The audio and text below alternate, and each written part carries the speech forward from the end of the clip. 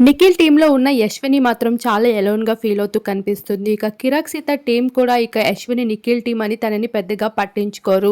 ఈ విషయం పైన యశ్విని అయితే చాలా ఎలోన్‌గా ఫీల్ అవుతూ కనిపిస్తుంది. ఇక్కడ యశ్విని ఏడుస్తూ ఉంటే మరోవైపు సోనియా మాత్రం నిఖిల్‌తో అంటూ ఉంటుంది. ఇక సెంటిమెంట్ డ్రామాలు ఇవన్నీ హౌస్‌లో కామనే అంటూ.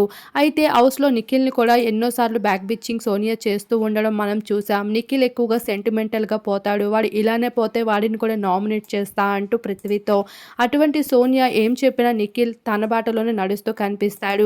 తను చెఫ్ అయినప్పటికీ సోనియా చెప్పిన నిర్ణయాలు బట్టే డిపెండ్ అయి ఉంటాడు. ఇక సోనియా ఊ అంటే ఊయే, ఆ అంటే ఆయే అన్నట్లు ఆటలాడుతూ కనిపిస్తాడు. ఇక ఆ టీంలో ఉన్న యశ్వినికి ఏ పెద్ద ప్రయారిటీ కూడా కనిపించకపోవడం వల్ల తను ఇలా చాలా అలోన్‌గా ఫీల్ అవుతూ కనిపిస్తూ ఉంటుంది.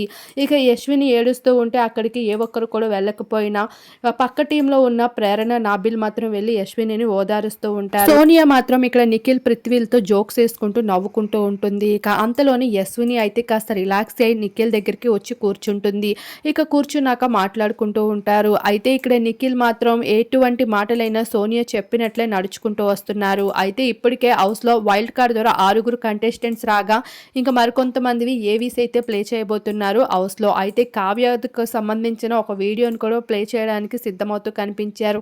కావ్య రీ ఎంట్రీ కోసం చాలామంది ఎదురు చూస్తూ ఉన్నారు. కావ్య ఎంట్రీ అయితే ఇక సోనియా ఆట కట్టినట్లే. లేదంటే నిఖిల్ ఈ సీజన్‌లో ఇంకా విన్నర్ అవ్వే అవకాశమే కాదు, రన్నర్‌గా కూడా మిగులుతాడో లేదో తెలియదు.